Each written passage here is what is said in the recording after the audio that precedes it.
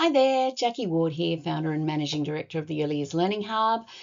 Just thought I'd create this little walkthrough video. It was a great idea from one of our customers, just to explain the benefits and the features of our service communication, reflection and planning journal. So if you've got any questions after this walkthrough, feel free to email and reach out to us.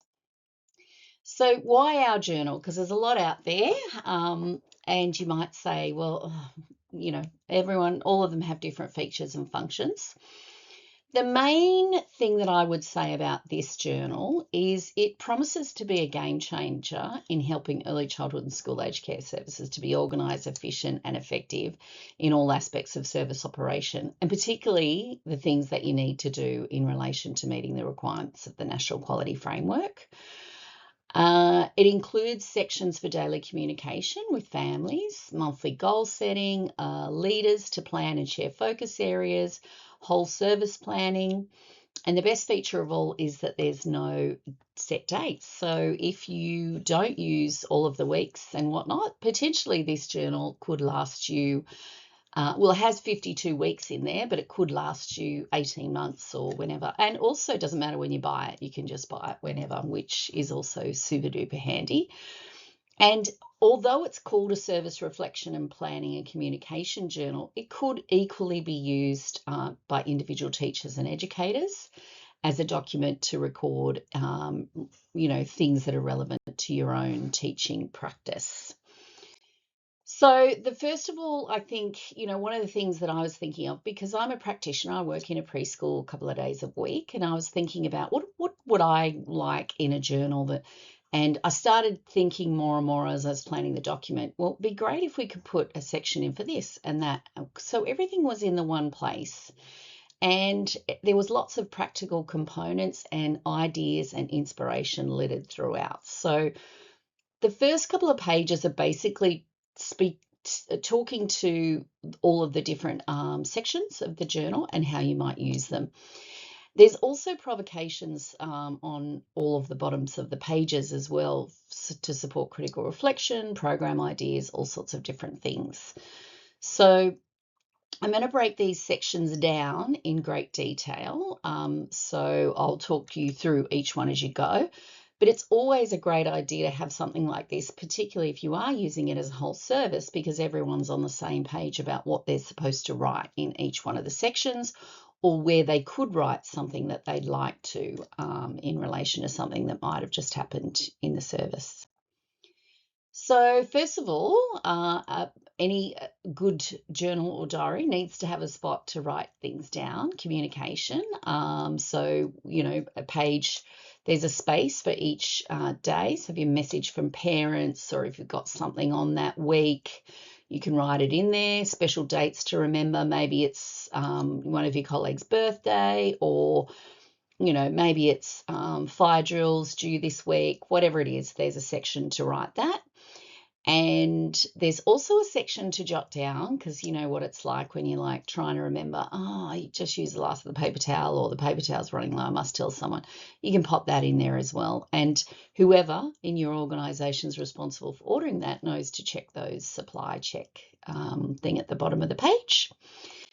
Then at the end of 4 weeks of the weekly entries, then there's a section that has monthly reflection, analysis and goal setting. So thinking about setting some goals as a team about your relationships with children and families, your interactions, team well-being, anything at all, basically. I've put some sections in there, but if you don't like those ones, you can cross it out and put a different one. There's a section in there for you to emerge some things for you to document, children's emerging interests and ideas. So that could funnel into your program. I don't believe a journal should be a program. I think that's a separate written program that needs to be displayed for families in line with the legislation. And this one also supports you to be thinking about what incidents occurred and what do we need to be thinking about in terms of why did that happen? So supporting that really unpacking and critical reflection of, is there some common issues or themes turning up of some of the incidents that have occurred or accidents or whatever over the last 4 weeks and what could we do about it. There's also a spot in there to really evaluate and critically reflect on the program as a whole and what's been happening, because sometimes I know, in our service, we struggle to pop some things. Where do we put this reflection about this particular thing? So it's kind of a one-stop shop. Then there is also critical reflection provocations littered throughout. So you could be doing your critical reflection on your program. You could be doing critical reflection on service operation and leadership and those sorts of things. And you could also, at a team meeting, use this provocation as an idea of engaging with some research, professional standards, those sorts of things, with this question or provocation as your sort of stimulus. And there's lots of these littered throughout.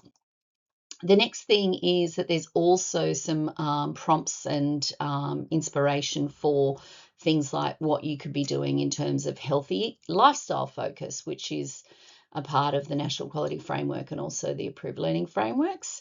Celebrating diversity and inclusion focus, you could, there's some ideas and inspiration there of what you could be doing to incorporate that into your program as well.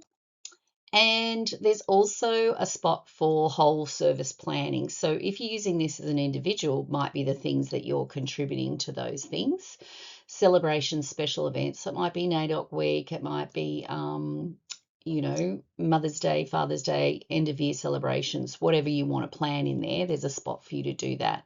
So you're not caught on the go of, what are we going to do? And who decided what we were going to do and when we were going to do it and what do we need to do in advance so everything's not too stressful. There's also even a spot to record fire drills, evaluations and communications to families. So when you do one, you've got a record here. Again, just a nice centralised repository of all the things that you need to keep. Then there's a section for leadership, planning and transparency. So again, if you're using this individually, you could write the things in here that your educational leader is working on with you, or in terms of continuous improvement, you could write down some things of the tasks that you have to do as an individual in relation to those. But there's a section called Educational Leaders, and it's talking about what's the mentoring focus, what's the practice focus, and what's the research focus. So again, you don't have to do it that way, but that's just a suggestion. You could put some things in there so everybody knows what you're working on with the team, and they can look at the section and think about how they're doing those things. You could put some questions, asking people some readings to ask them to read and critically reflect on how that relates to what they do every day. And the nominated supervisor section is very much around quality improvement planning and continuous improvement. Then we have a section on collaborative teamwork, and I think I'm most impressed and excited about this section because I think it's often an underutilized or focused on area of our work, and it's so important to create a great team, and that's how we contribute towards developing a positive organizational culture. So there's a page in there, and you'd obviously have to get people's permission to pop details in there. But it has occurred to me on many occasions, if there was an accident or incident with an educator, we don't necessarily have very quick and easy access like we do for emergency contacts for children. So that's something that people might want to put in there. But also too, if you've got a large service, knowing when and where everyone works and all that kind of stuff. Team building ideas, so everyone could contribute to this idea. What makes a great team? What could we do to contribute to doing that, whether or not they be out of hours events or things that you could do within the work day and week. And then there's also a very handy spot to write down your team meetings. So pop an agenda in there and pop some minutes down as well. So again, everything in the one spot. Last but not least, the practicalities. So there's a spot in the back to write notes for whatever reason. If there's not enough space in any of the other sections, you can pop it in here. If you want to record all those critical reflection provocation responses, you can do that in there. And there's also a handy spot to collect all your bibs and bobs, whether it be work samples from children or photos or permission slips, that kind of thing. So please do go to our website today and get your copy. It is amazing value. And again, I think that you will be very happy with your purchase.